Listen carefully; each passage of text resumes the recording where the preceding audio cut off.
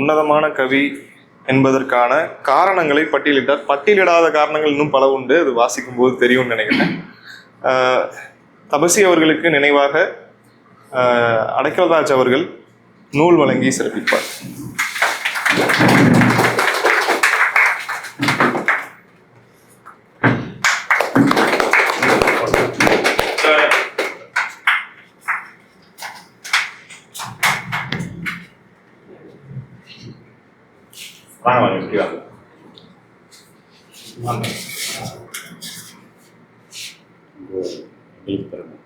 நன்றிங்க.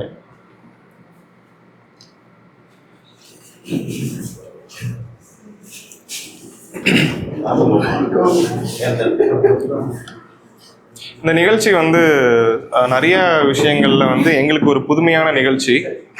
ஏன் அப்படின்னா ஒரு கவிதை தொகுதி வெளியிட்ட ஒருவரும் 25 நூல்கள் மொழியாக்கம் செய்த ஒருவரும் ஒரு 3-4 கவிதைகள் எழுதியிருக்கக்கூடிய ஒரு இளம் கவிஞரும் ஒரு வித்தியாசமான நபர்கள் பார்வைகள்ல முன் வச்சாங்க.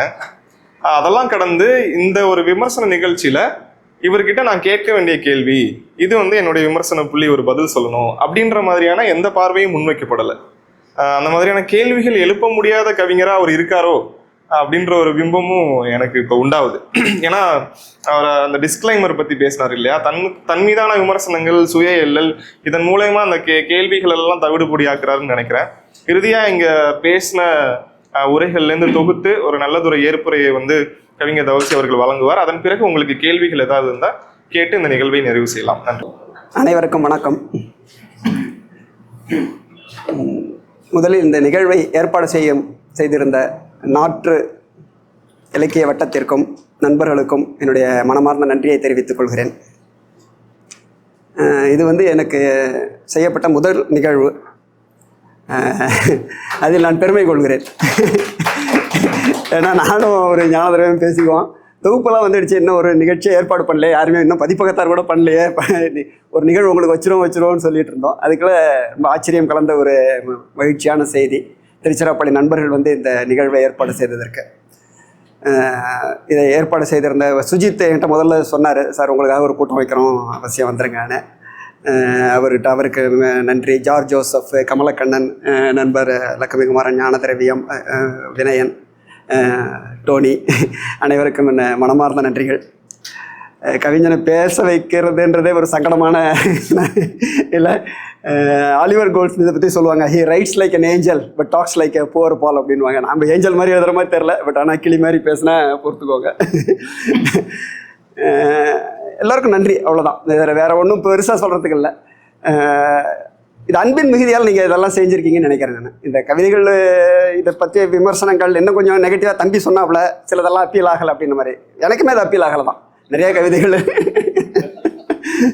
எனக்குமே நிறைய இடங்களில் இது உரைநடையாக போகுதா, இல்லை ஒரு துணுக்காக போகுதா, இல்லை உண்மையாலுமே இது கவிதை தானா அப்படியெல்லாம் நானே நினைக்க வேண்டியது இருக்குது பல இடங்களில். பட் அது நாம் சொல்லலை, வேறு யார் சொல்ல போகிறாங்க. நம்மளோட இதை போயிடுச்சுன்னு வச்சுக்கோங்க, நாம் அந்த உரைநடை நாமளே சொல்லலைனாலும் வேறு யார் சொல்ல போகிறாங்க, அதை சொல்லிட வேண்டியது தான் நினைக்கிறேன்.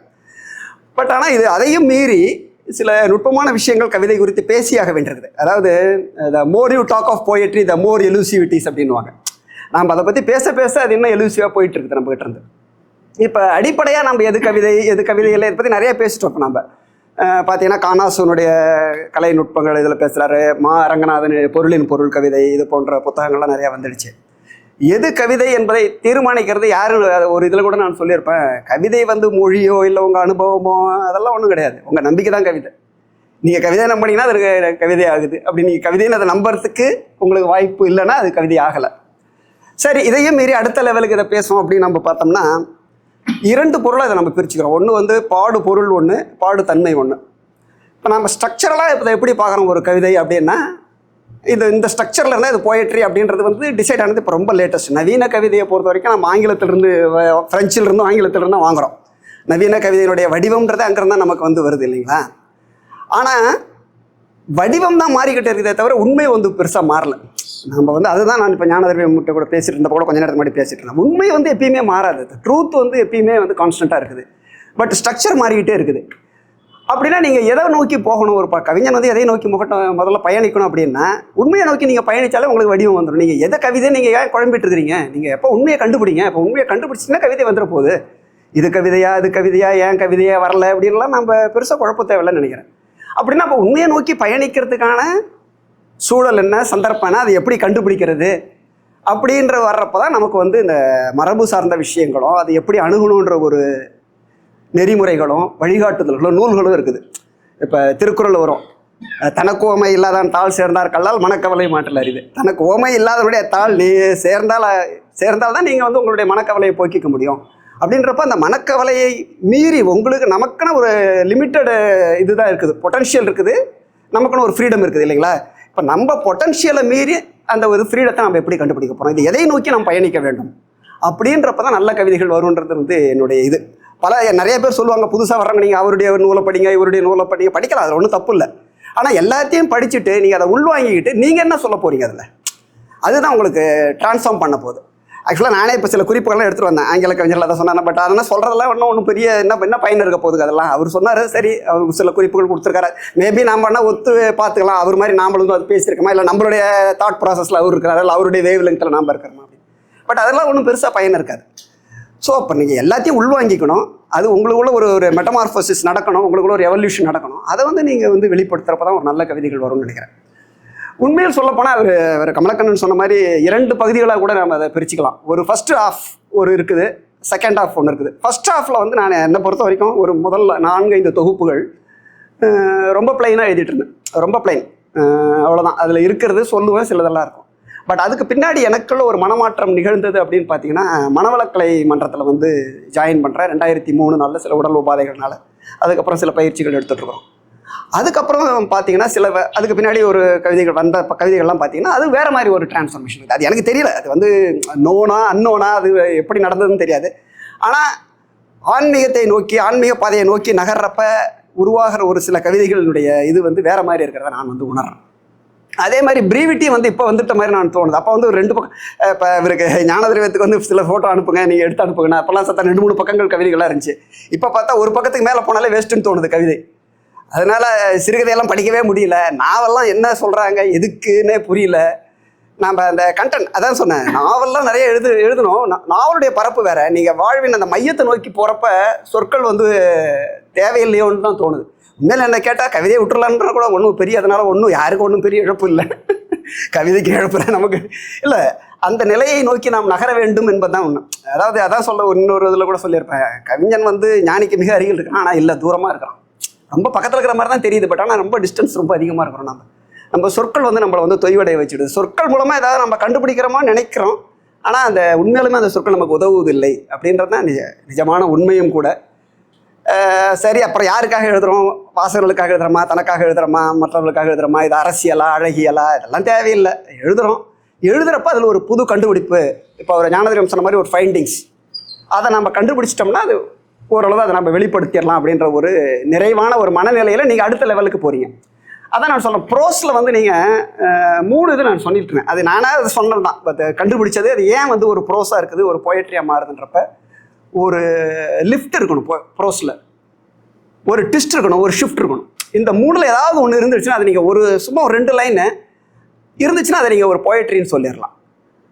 ஸோ இதை நம்ம எக்ஸ்பெரிமெண்ட்டை தான் பண்ணி பார்க்கணும். திருப்பி ட்ரையல் அண்ட் எரர் மெத்தட் தான். இப்போ யாருக்கும் வந்து இது பண்ண போகிறதில்ல. இப்போ நாம் வந்து இது சொல்கிறது தான் கவிதைலாம் கிடையாது. பட் ட்ரையல் அண்ட் எரரில் நீங்கள் யோசிக்கிறப்ப அப்புறம் உங்களுக்கே சில தோணும், சரி இது வேணாம், இதை விட்டுடலாம் அப்படின்ற மாதிரி. உண்மையாக பார்த்தா நான் வந்து ஒரு 15 சிறுகதைகள், ஜோசப் சொன்ன மாதிரி 15 சிறுகதைகள் எழுதியிருக்கிறேன். ஆனால் அதெல்லாம் தொகுக்கிற முயற்சியே இல்லை என்கிட்ட. இப்போ அது தேனான்னு தோணுது. அதை ஒன்று படித்து யார் என்ன பண்ண போகிறாங்க? கல்கியில் வந்திருக்குது, ஒரு குமுதத்தில் கூட ஒரு 1000 ரூபா ப்ரைஸ்லாம் வாங்கியிருக்கிறேன். தினமணி கதிரில் எழுதிட்டு ஒரு 100 ரூபா அனுப்பிச்சாங்க. அந்த செக் எங்கேயோ விட்டுட்டாங்க. இது யார் ஆல் இண்டியா ரேடியோவில் ஒரு செக்கு தொலைச்சேன். அதே மாதிரி அந்த தினமணி கதிரில் விட்டு தொலைச்சிட்டேன். போய் ஒரு திருப்பூர் கிருஷ்ணன்றதான் போனேன். அவர் தான் கஸ்தூரி ரங்கன்ட்ட கூப்பிட்டு போனார். சார் செக்கு தொலைஞ்சிடுச்சா சார், உட்காருங்கன்னு சொல்லி. அதெல்லாம் எப்போ 88ன்னு நினைக்கிறேன். அது மாதிரி ஃபஸ்ட்டு சிறுகதைகள் தான் எழுதினேன். கல்கியில் எழுதினேன், தினமணி கதிரிலெல்லாம் வந்திருக்குது.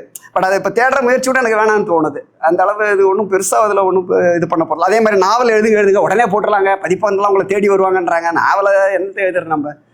எதுக்குன்னு உட்காந்து எழுதலாம், அது வந்து கதை மாதிரி சொல்லிக்கிட்டே போகலாம், அதில் ஒன்றும் பெருசாக பயன்படாதுன்னு நான் நினைக்கிறேன்.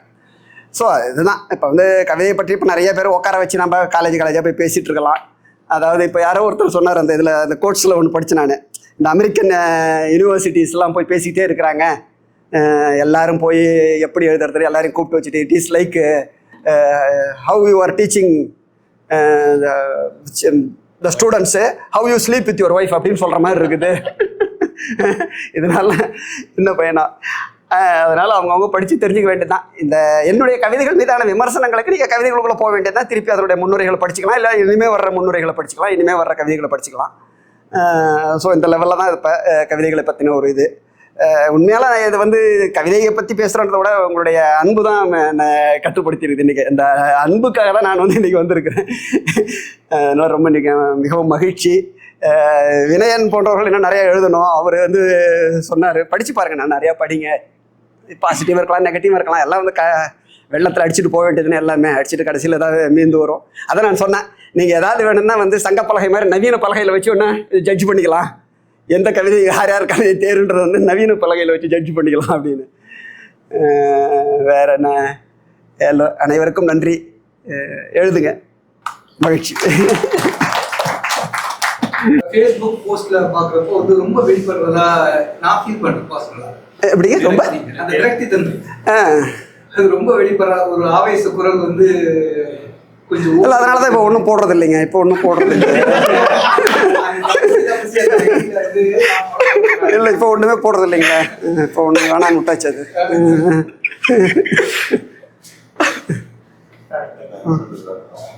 இந்த பக்கால ஒரு கவிதை சொன்னீங்க, 2-3 பக்கம் இதெல்லாம் தேவையா சுருக்கிட்டு வராங்க, அது எப்படி எனக்கு எப்படி தோணுதுன்னா, இந்த காலகட்டத்துக்கே அது ஒரு போக்கா போகுது அவர் வேலை. இந்த காலகட்டம் எல்லாமே ஷார்ட்ஸா பாக்குறதுனால எல்லாமே அந்த அளவுலேயே ஒருவேளை அந்த பெருசா படிக்க மாட்டாங்க, நம்மளே ஒரு முடிவுக்குள்ள வரணும் அப்படிங்கிறது. ஏன் நாவல் அதெல்லாம் வேணான்னு முடிவு பண்றீங்க? கவிதை எல்லாம் உங்களால முடியுங்கிறப்ப நம்ம ஏன் அதெல்லாம் தவிர்த்துட்டு வெறும் கவிதையிலையுமே நீங்க என்ன சொன்னீங்கன்னா பக்கம் வேணா ஒரு குறிப்பிட்ட அளவுலயே இருந்துட்டு கவிதை பெருசா வந்தாலும் அந்த தேவை இருக்குதானே? நீங்க சொல்ற மாதிரி எழுதி அதுக்கு அளத்துல இப்ப நிக்க போகுது, ஆனா அது இருக்கலாம்ல. இல்லை எழுதலாம். இப்போ அதாவது இப்போ நீங்கள் சொல்றபடி இப்போ நான் நிறைய இப்போ எழுதுறது வந்து ஷார்ட்டாக எழுதியிருக்கேன். லாசரா பற்றி ஒரு 20 பக்கத்தில் எழுதியிருக்கேன், அதுவும் கவிதை தான். 20 பக்கத்தில் அவரை பற்றி பேசியிருக்கோம், சின்ன சின்ன ஷார்ட் நோட்ஸாக பேசியிருக்கிறோம். அது இல்லை எனக்கு அப்படி தோணுதுங்க.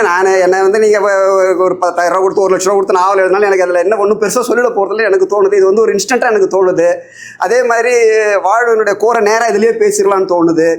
நீங்கள் எதையோ சுற்றி வளைச்சி எதையோ பேசிகிட்டு இருக்கிற மாதிரி தோணுது. ரொம்ப பிரீவிட்டி த சோல் ஆஃப் ஃபிட்னுவாங்கல்ல, அது மாதிரி அதில் நிறைய விஷயங்கள் சொல்லிட்டு இருக்கிறோம், நம்ம சுவாரஸ்யப்படுத்துகிறோம், அவ்வளோதான். சிறுகதையோ நாவலோ ஒன்று சுவாரஸ்யப்படுத்திக்கிட்டு இருக்குது, நிறைய கதைகளை நம்ம சொல்கிறோம். பட் இது எனக்கு போதும் தோணுது. இந்த கண்டென்ட்டுக்குள்ளே நேராக நுழைஞ்சிடற மாதிரியே தோணுதுங்க. இது நேராகவே உங்களுக்கு வந்து டைரக்ட் தர்ஷன், இது உள்ளாரியே போயிடும், ஏன் எல்லாரையும் சுற்றிட்டு இருக்குது அப்படின்ற மாதிரி தோன்றதுனால எனக்கு தோணுது. அது ஆளுக்கால் மாறுபடலாம். சொல்லுங்க.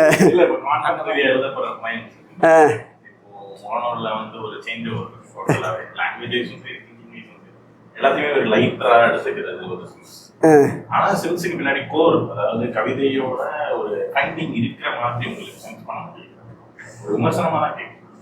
இல்லை பண்ணிட்டு தான் இருக்கிறாங்க. இப்போ எனக்கு ஒன்றும் இல்லைங்க. இப்போ நீங்கள் எனக்கு ஒரு சான்ஸ் கொடுத்தீங்கன்னு வச்சுக்கோங்க, யாராவது ஒரு பதிப்பை கூப்பிட்டு நீங்கள் ஒரு 300 கவிதைகளை தொகுத்து கொடுன்னா நான் தொகுத்து கொடுப்பேன். அது வேணால் நான் பண்ணலாம், இல்லைனா மீதி அன்னிதை படிச்சுட்டு போங்கன்னு சொல்லுவேன். நீங்கள் யாராவது ஒருத்தர் சொல்லி இது மாதிரி இப்போ கண்டெம்பரரி போயம்ஸில் ஒரு பெஸ்ட் போயம்ஸ் நீங்கள் ஒரு சூஸ் பண்ணி கொடுங்க எனக்கு அப்படின்னு யாராவது ஒரு பதிப்பகம் வந்து அணுகி கொடுத்தாங்கன்னா நான் செலக்ட் பண்ணி கொடுப்போம், அவ்வளோதான்.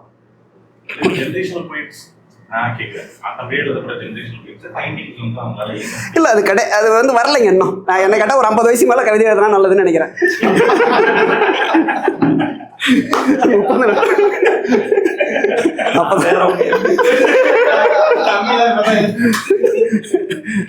என்ன 20ல நான் எழுதின கவிதை இல்லாத மாதிரி தோணுது இப்ப. அதனால ஒரு 50க்கு மேல கொஞ்சம் உருப்படியான கவிதை வருமோன்றது இது பண்ணுது.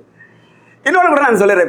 இப்போ நீங்கள் சொல்கிறபடி இப்போ என் கவிதையெல்லாம் ஒன்றும் பெருசாக அது டிஸ்கவுண்ட் பண்ணிடலாம். அது ஒன்றும் பெருசாக என்ன பண்ண போகிறோம், இது யார் வேணாலும் யார் போட்டுக்கிட்டுமே. இப்போ என்ன யார் தேசிய யார் வேணாலும் படிச்சுக்கிட்டு போட்டோம். இப்போ நான் என் கவிதைன்னு போட்டு முத்திரை போனேன். இப்போ நீங்கள் ஒரு தொகுப்பு போடுங்க, நாங்கள் வந்து கவிஞர் பேரே போட மாட்டோம், ஒரு தொகுப்பு ஆந்தாலஜி கொண்டு வரும்னு சொல்லுங்கள், எத்தனை கவிஞர் கொடுக்குறான்னு பார்ப்போம்.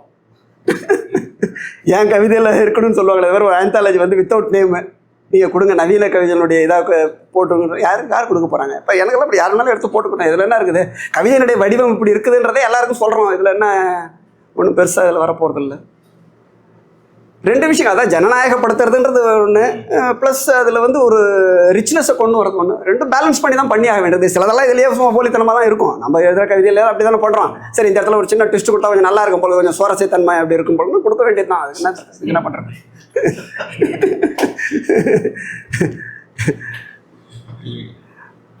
ஓகே.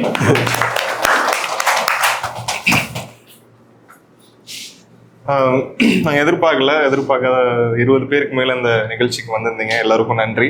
இந்த நிகழ்ச்சியை முழுக்க பொறுப்பெடுத்து சிறப்பாக செஞ்சது எழுத்தாளர் சுஜித்லன். அவருக்கு வந்து எல்லாரும் சார்பாகவும் பாராட்டு. திருச்சியில் முதல்ல வந்து நான் தான் சொன்னேன் ஐயாவுடைய கவிதைகளுக்கு நிகழ்ச்சி வைக்கலான்னு. உடனே அதுக்கான எல்லா ஏற்பாடுகளையும் வந்து செஞ்சு நல்லபடியாக பண்ணி கொடுத்தாங்க. அப்புறம் குறிப்பாக கமலக்கண்ணன் அவர்கள் தன்னுடைய தாழ முடியாத அந்த குரல் சோர்விலும் நல்லது ஒரு சிறப்பான உரையை வழங்கினார். அதே போலவே ஞானதிரவியம் ஐயா அவர்கள் அவருடைய நெருங்கிய பழக்கத்தினாலும் இத்தனை வருஷமான அந்த உடன் பயணிக்கிற அந்த நெருக்கத்தினாலும் அவருக்கே ஆன அந்த ஃபைண்டிங்ஸை சொன்னார். அது ஒரு பெரிய மரபையும் ஒரு வரலாறையும் அந்த 80s காலகட்டத்தையும் பார்த்த மாதிரியான ஒரு நினைவூட்டலை கொடுத்துச்சு. அதே போல் டோனி அவர்கள் செறிவான ஒரு கட்டுரையோட ஒரு தயாரிப்போட வந்து அவருடைய கவிதைகளினுடைய உள்ள இருக்கக்கூடிய அர்த்தத்தை நமக்காக எடுத்து பேசினார். கவிஞர் சீவகனும் அவருக்கே உரிய வாசிப்பில் சில நுட்பங்களை வந்து எடுத்து பேசினார். இந்த கூட்டம் வந்து நினைச்சதை விட இனிதான் நடைபெற்றுச்சு. பங்கெடுத்து கொண்ட எல்லாருக்கும் நன்றி.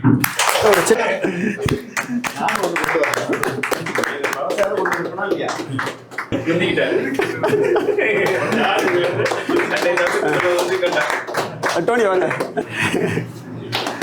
நல்லா இருக்கு.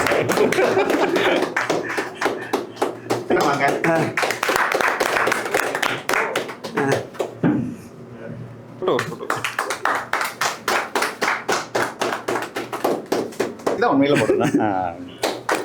அதோட இவர் ஒரு ஷேர்ட்டுக்கு மேலே கொடுத்துருக்கலாம். இது போல என்ன பண்றது?